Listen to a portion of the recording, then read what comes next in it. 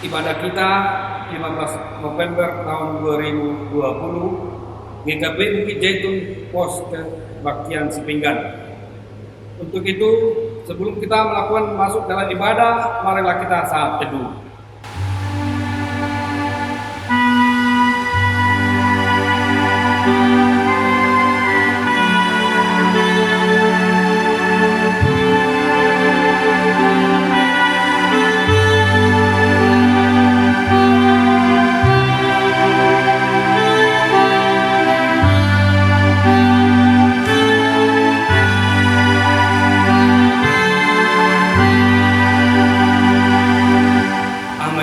Mari kita memuji Tuhan dari PKJ nomor 11 ayat 1 dan 2.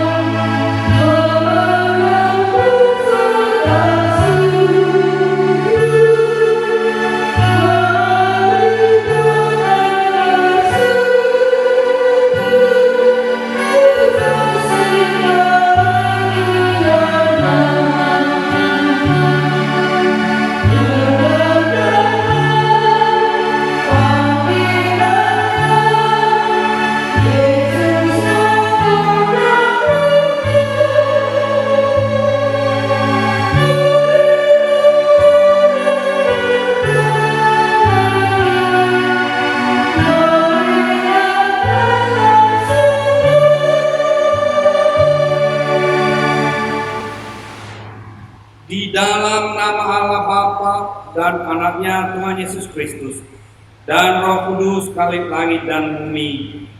Amin. Jawab Yesus kepada mereka, ajaranku tidak berasal dari diriku sendiri, tetapi dari Dia yang mengutus aku. Barang siapa percaya kepadaku, seperti yang dikatakan oleh kitab suci, dari dalam hatinya akan mengalir aliran-aliran air hidup. Haleluya.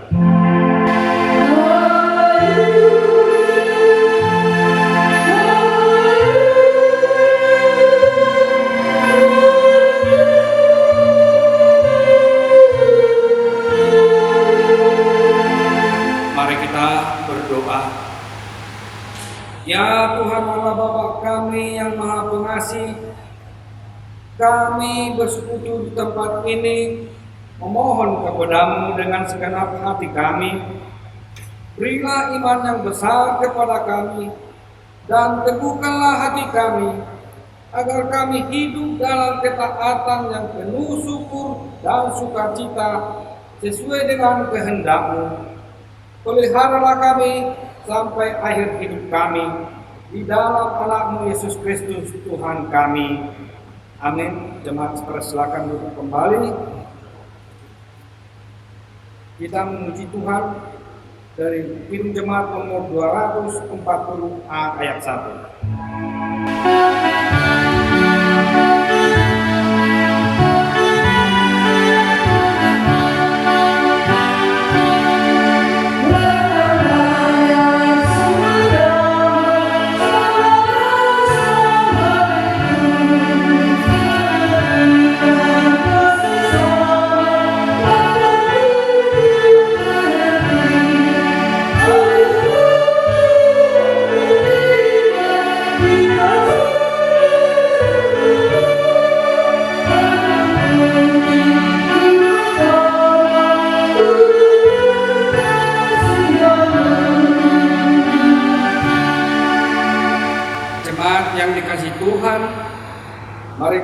mendengar firman Tuhan sebagai epistel pada ibadah minggu yang diadakan di rumah, yang diambil daripada Yakobus 5 ayat 1 sampai 6. Kami akan membacanya untuk saudara-saudara.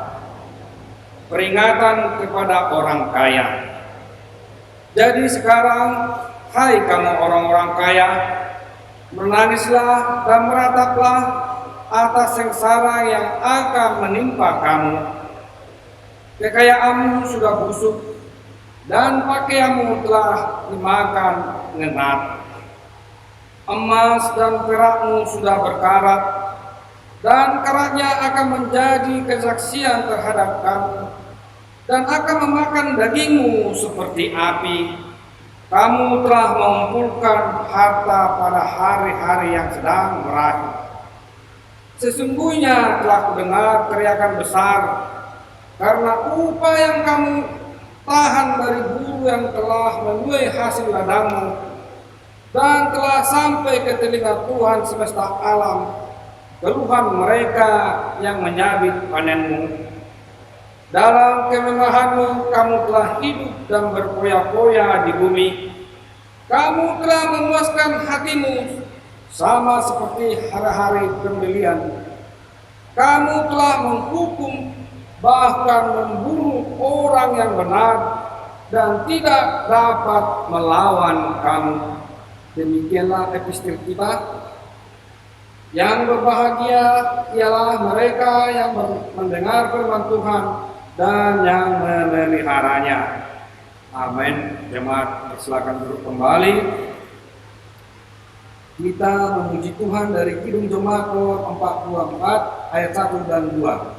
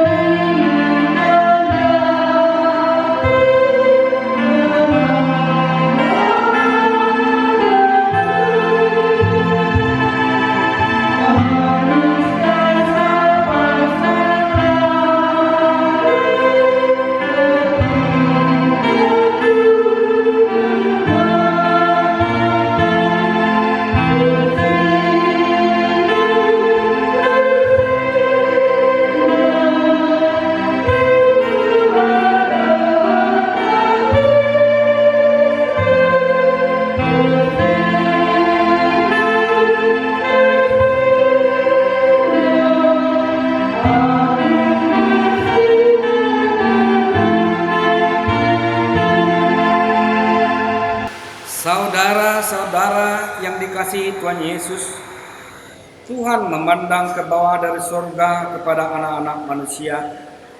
Apakah ada yang berakal budi? Tetapi kecenderungan manusia adalah menyeleweng dan berlaku bejat. Kita semua tidak menyadari kalau kita telah melakukan kejahatan di hadapan Tuhan. Tetapi Tuhan itu pemurah. Ia akan mengubah kutuk dan menggantikannya dengan berkat jika kita datang mendekat kepadanya dan menyesali segala perbuatan kita yang melawan perintah Tuhan. Tuhan itu setia dan adil. Jemaat yang dikasihi Tuhan, kami undang untuk bangkit berdiri. Mari kita mengambil saat teduh untuk berdoa dalam hati kita masing-masing.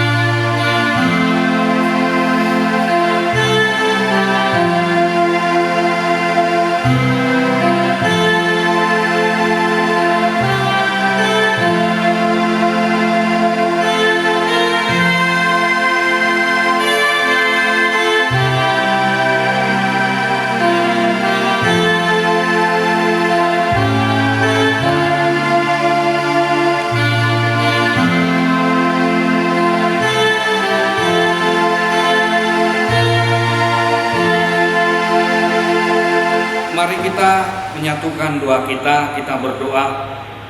Bapa kami yang di surga yang maha kudus, kami tidak layak datang ke hadapan-Mu karena kami senantiasa berkelimang dosa. Karena pikiran dan perbuatan kami senantiasa bertentangan dengan kebenaran-Mu. Tetapi oleh karena kasih anak-Mu Yesus Kristus Tuhan kami, maka kami datang kepadamu meminta keampunan dosa dan kejahatan kami. Tolong dan kasihanilah kami, ampunilah segala kejahatan kami, dan terimalah kami menjadi anak-anak-Mu. Ya Roh Kudus, terangilah jiwa dan pikiran kami, agar kami dapat memilih apa yang berkenan kepadamu, dan menjadi anak-anak yang setia, menyaksikan Yesus Kristus Tuhan dan Juru Selamat di dunia. Amin. Janji Tuhan tentang pengampunan dosa. Jika kita mengaku dosa kita, maka kita ada setia dan adil, sehingga Ia akan mengampuni segala dosa kita dan menyucikan kita dari segala kejahatan. Segala kemuliaan bagi Allah di tempat yang maha tinggi. Amin. Jemaat dipersilakan duduk kembali. Kita memuji Tuhan dari PKJ nomor 274 ayat 1.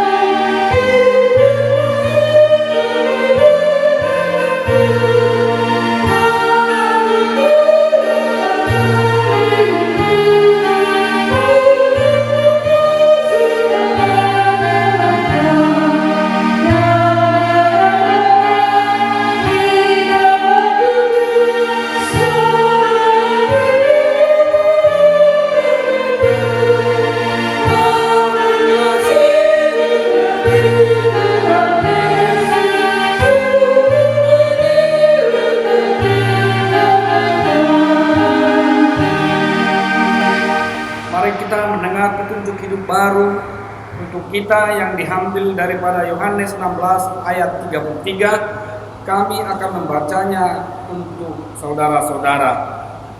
Semuanya itu kukatakan kepadamu supaya kamu beroleh damai sejahtera dalam Aku. Dalam dunia kamu menderita penganiayaan, tetapi kuatkanlah hatimu, Aku telah mengalahkan dunia. Demikianlah petunjuk hidup baru untuk kita. Mari kita berdoa meminta kekuatan daripada Tuhan. Amin. Kembali kita memuji Tuhan dari Kidung Jemaat nomor 353 ayat 1.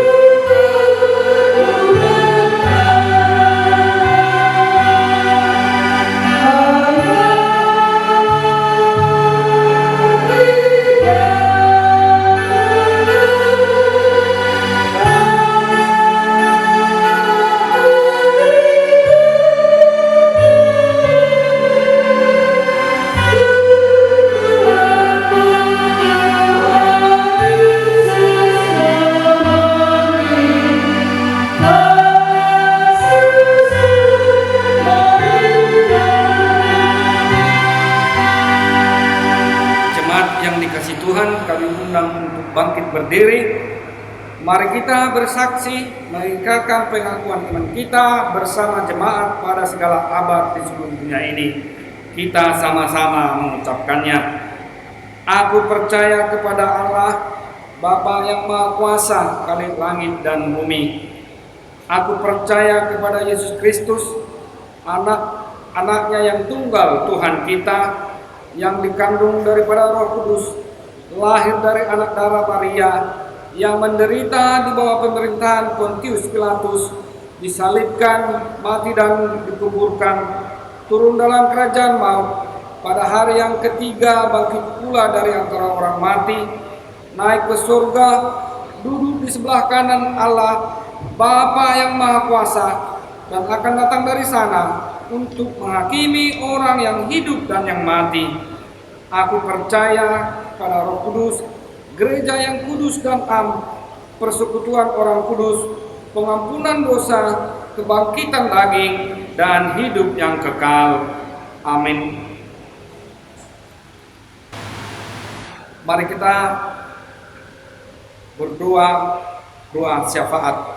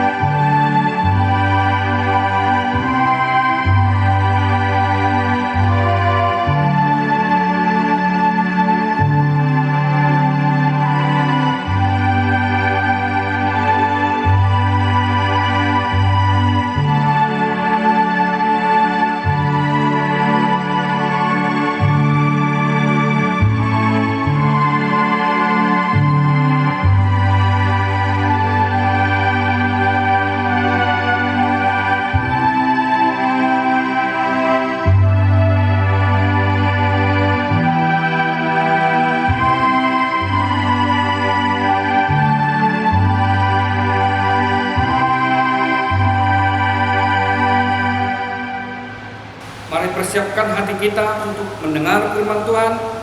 Kita bernyanyi dari PKJ nomor 203 ayat 1 dan 2.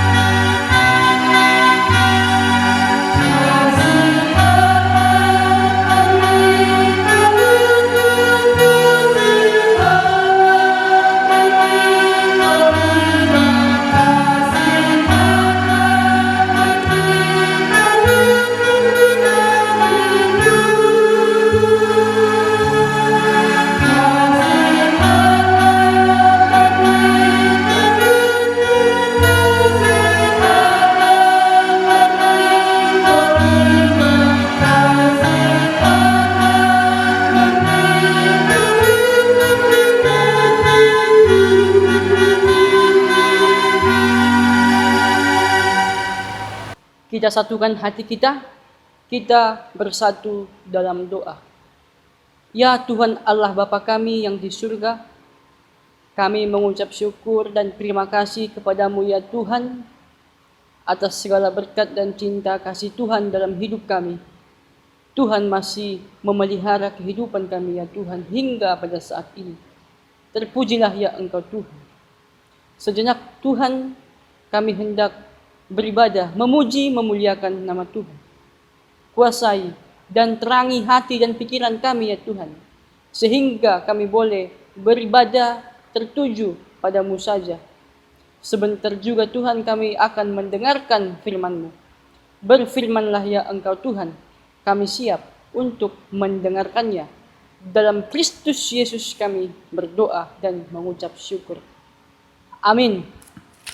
Shalom, Bapak, Ibu, dan saudara-saudari yang dikasihi oleh Tuhan. Firman Tuhan bagi kita pada saat ini tertulis di dalam kitab Yeremia pasal 29 ayat 1 sampai 7. Yeremia 29 ayat 1 sampai 7. Beginilah firman Tuhan. Beginilah bunyi surat yang dikirim oleh Nabi Yeremia dari Yerusalem kepada tua-tua di antara orang buangan, kepada imam-imam, kepada nabi-nabi, dan kepada seluruh rakyat yang telah diangkut ke dalam pembuangan oleh Nebukadnezar dari Yerusalem ke Babel. Itu terjadi sesudah Raja Yekonia beserta ibu suri, pegawai-pegawai istana, pemuka-pemuka Yehuda dan Yerusalem, tukang dan pandai besi, telah keluar dari Yerusalem. Surat itu dikirim dengan perantaraan Elasa bin Safan dan Gemaria bin Hilkia yang diutus oleh Zedekia, Raja Yehuda ke Babel, kepada Nebukadnezar, Raja Babel. Bunyinya, beginilah firman Tuhan semesta alam, Allah Israel, kepada semua orang buangan yang diangkut ke dalam pembuangan dari Yerusalem ke Babel. Dirikanlah rumah untuk kamu diami, buatlah kebun untuk kamu nikmati hasilnya. Ambillah istri untuk memperanakkan anak laki-laki dan perempuan. Ambilkanlah istri bagi anakmu laki-laki, dan carikanlah suami bagi anakmu perempuan, supaya mereka melahirkan anak laki-laki dan perempuan, agar di sana kamu bertambah banyak dan jangan berkurang.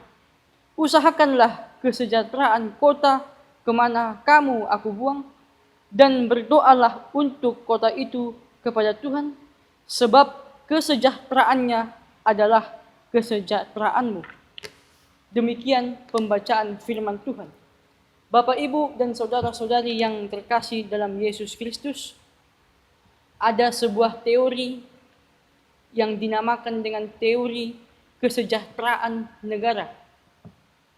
Teori ini, Bapak Ibu, menegaskan bahwa gereja atau bahwa negara hadir untuk menjamin terciptanya kesejahteraan bagi rakyat secara menyeluruh.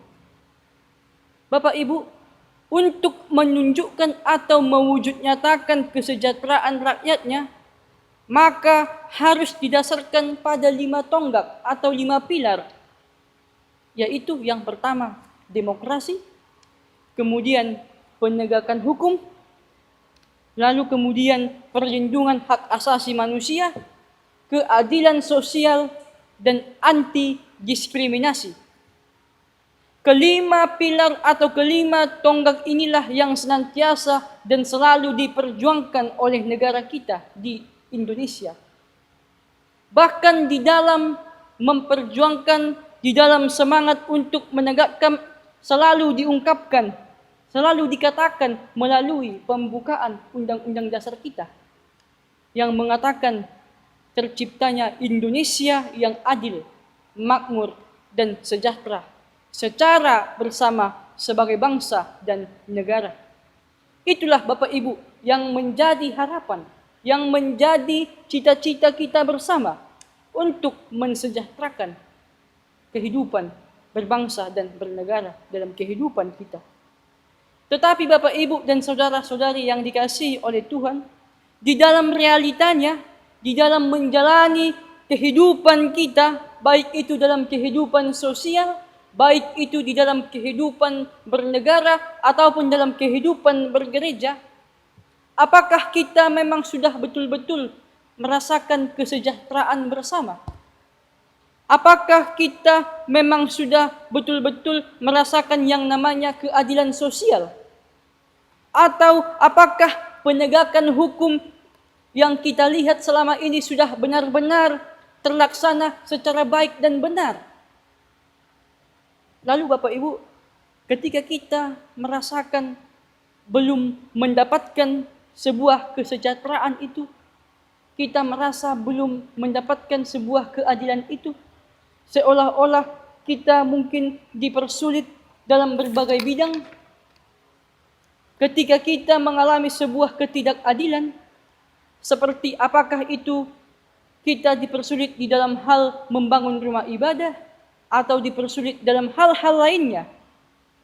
Lalu kemudian penderitaan atau kesusahan yang kita hadapi saat ini, dalam situasi saat ini, yang menjadi pertanyaannya Bapak Ibu, kita sebagai orang-orang percaya, kita sebagai orang-orang Kristen, bagaimana kita harus bersikap? Apakah kita malah menjadi orang Kristen yang eksklusif? Apakah kita harus menjadi orang Kristen yang apatis atau yang tidak peduli? Atau dengan situasi pandemi saat ini yang tidak tahu kapan selesainya, lalu kita menjadi pesimis atau seolah-olah tidak berpengharapan lagi? Bapak Ibu yang terkasih, supaya kita lebih memahami bagaimana sikap orang Kristen, marilah kita melihat melalui gambaran nats khotbah kita pada saat ini. Apa yang menjadi pesan Tuhan Allah bagi bangsanya dan bagi kita orang-orang percaya? Orang-orang Israel atau orang-orang Yehuda ketika mereka di pembuangan oleh karena ketidaktaatan, oleh karena ketidaksetiaan mereka, oleh karena mereka tidak mengindahkan peringatan-peringatan Tuhan, rupanya ketika di pembuangan itu Tuhan menyampaikan pesan melalui surat yang dituliskan oleh Yeremia, supaya mereka tahu dan situasi yang mereka hadapi, yaitu di pembuangan, supaya mereka tahu apa yang akan mereka lakukan. Dan kiranya juga melalui perenungan ini Bapak Ibu, kita juga harus dapat mengetahui apa yang menjadi pesan Allah itu.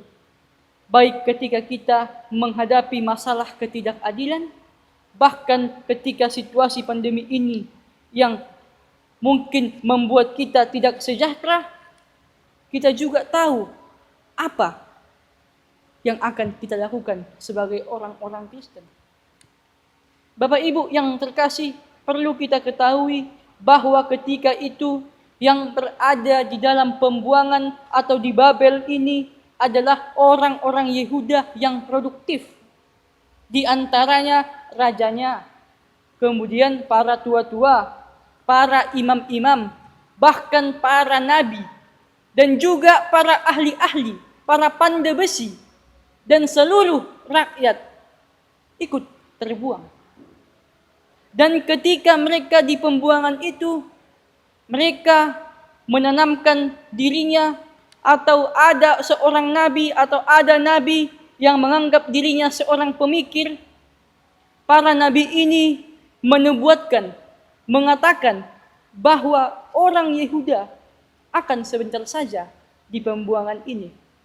Mereka akan kembali lagi secepatnya ke tanah asal mereka. Lalu kemudian bangsa Babel akan menjadi hancur. Itulah Bapak Ibu nubuat para nabi palsu. Nabi-nabi yang menganggap dirinya nabi sebagai pemikir. Lalu kemudian rupanya nubuat para nabi palsu itu membuat orang-orang Yehuda yang ada di Babel ini, yang ada di pembuangan ini, menjadi berpengharapan yang semu. Mereka menjadi tidak produktif. Mereka menjadi tidak peduli akan kehidupan. Mereka menjadi malas. Dan bahkan mereka tidak memikirkan lagi bahwa untuk keberlangsungan kehidupan mereka selanjutnya, untuk keberlangsungan kehidupan keluarga mereka saat di pembuangan itu. Bapak Ibu yang terkasih, situasi seperti inilah yang membuat Nabi Yeremia yang berada di Yerusalem mengalami keterbebanan, sehingga terdorong untuk menuliskan suratnya untuk disampaikan kepada orang-orang Yehuda yang ada di tanah pembuangan atau di tanah Babel itu. Pesan surat Nabi Yeremia itu bahwa Tuhan menghendaki supaya mereka mau menerima keadaan itu, supaya orang-orang Yehuda mengetahui bahwa situasi yang mereka hadapi adalah kehendak Tuhan. Itu artinya situasi yang mereka hadapi itu adalah sebuah rencana Tuhan. Dan memang benar. Mengapa itu rencana Tuhan? Karena memang itulah sebagai hukuman dari Tuhan oleh karena ketidaksetiaan mereka. Bapak Ibu, melalui surat itu Tuhan menghendaki supaya mereka berterima akan keadaan itu. Tetapi yang perlu diyakini adalah bahwa itu semua adalah rencana dan kehendak Tuhan. Itu artinya seluruh situasi yang mereka hadapi adalah di dalam kedaulatan Tuhan Allah. Yang menjadi pesan selanjutnya Bapak Ibu adalah Yeremia memberitahu kepada mereka dan memerintahkan kepada mereka agar membangun dan mendirikan rumah untuk mereka diami.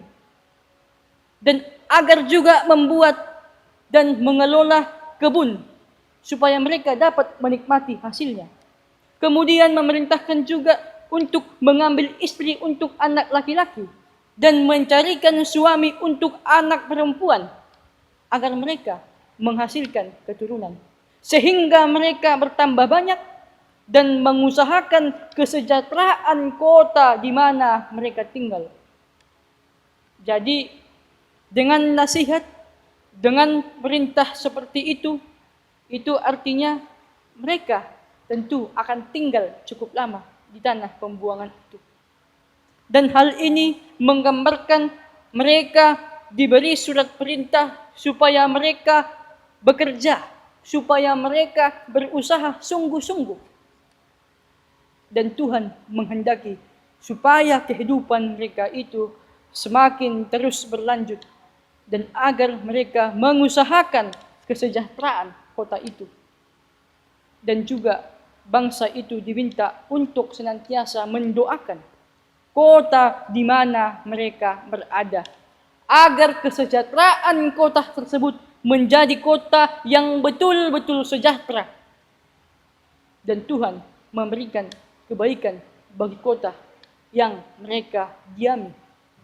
Bapak Ibu yang terkasih, Yeremia senantiasa menasihatkan bahwa di dalam rangka mewujudkan kesejahteraan bersama, Israel harus berperan positif, maka akan berdampak positif.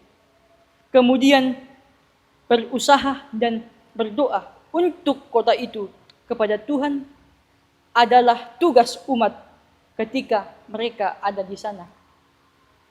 Mereka bukan meninggalkan kota itu, tetapi tinggal di dalamnya.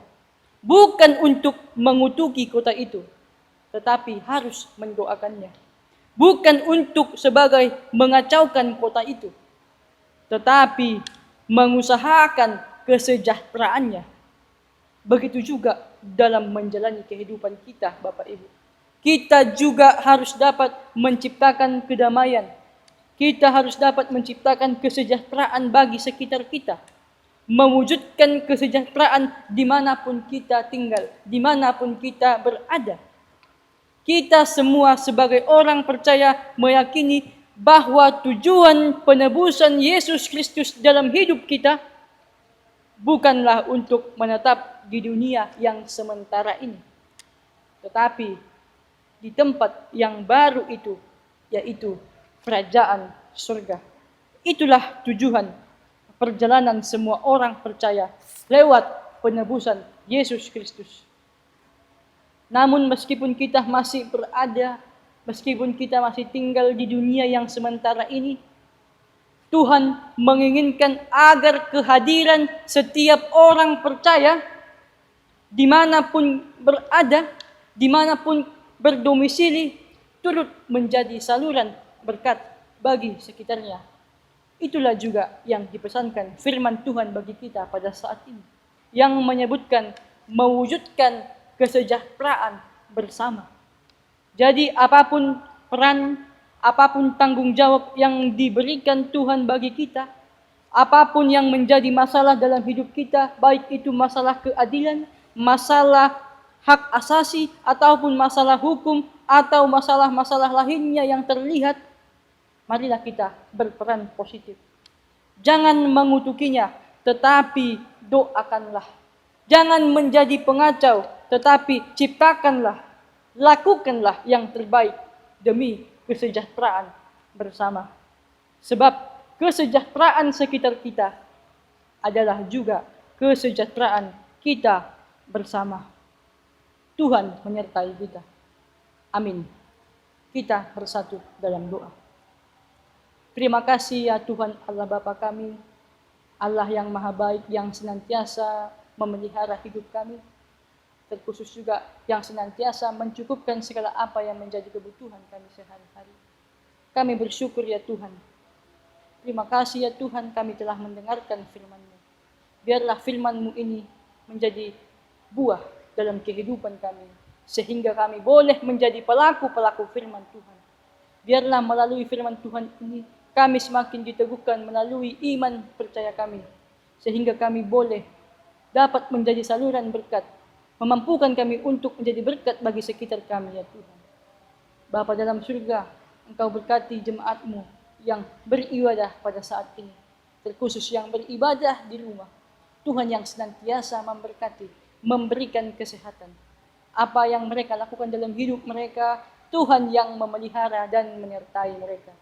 Terima kasih ya Tuhan, terpujilah nama-Mu. Dalam Yesus Kristus kami berdoa. Amin. Kembali kita memuji Tuhan dari Kidung Jemaat nomor 433 ayat 1 dan 2, dan kita persiapkan persembahan kita.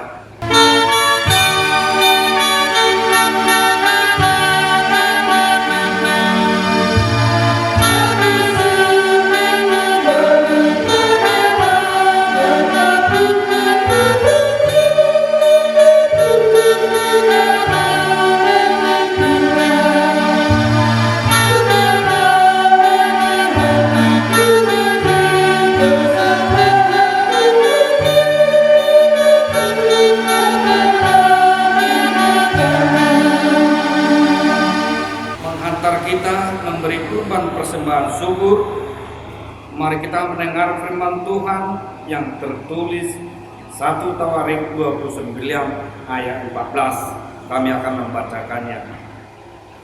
Sebab siapakah aku ini dan siapakah bangsaku, sehingga kami mampu memberikan persembahan sukarela seperti ini? Sebab daripadamulah segala-galanya, dan dari tanganmu sendirilah persembahan yang kami berikan kepadamu. Mari kita berikan persembahan kita.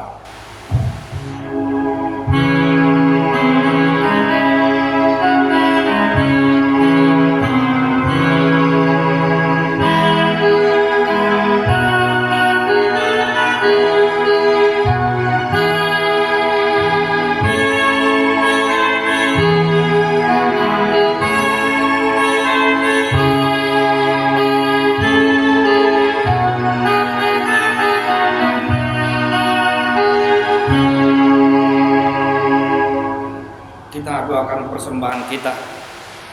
Ya Allah Bapa kami yang di surga, kami mengaku dengan setulus hati Engkaulah sumber segala berkat dan karunia. Di sini kami berikan persembahan syukur kami kepadamu. Terimalah persembahan umat-Mu dan berkatilah menjadi alat kesaksian, persekutuan, dan pelayanan jemaat-Mu ini. Jadikanlah hidup kami persembahan yang berkenan kepadamu, dan pakailah hidup kami untuk turut menghadirkan tanda-tanda kerajaan-Mu di seluruh dunia ini. kasih, keadilan, dan damai sejahtera, sukacita. Bukalah hati kami oleh Roh Kudus-Mu, agar kami senantiasa mengucap syukur kepadamu di dalam nama Yesus Kristus Tuhan kami. Amin.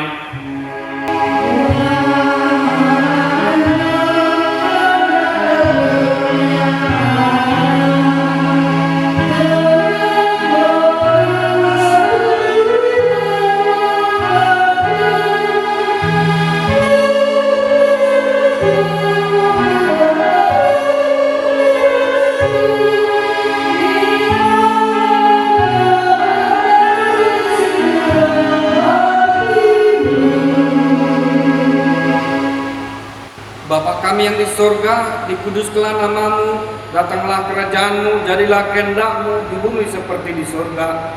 Berikanlah kami pada hari ini makanan kami yang secukupnya, dan ampunilah kami akan kesalahan kami, seperti kami juga mengampuni orang yang bersalah kepada kami. Dan jangan membawa kami ke dalam pencobaan, tetapi lepaskanlah kami daripada yang jahat.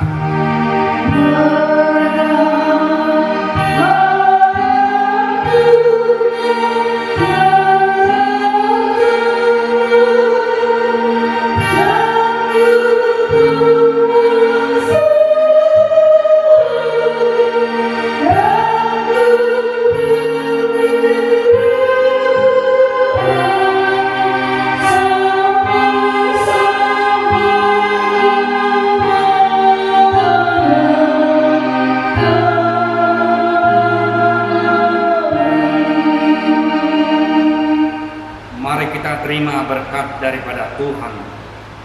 Tuhan memberkati kita dan melindungi kita. Tuhan menyinari kita dengan wajah-Nya dan memberi kita kasih karunia.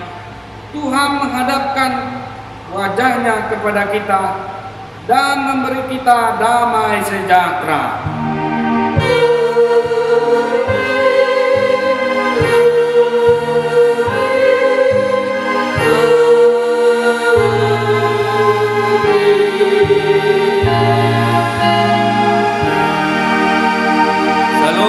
Selamat beribadah.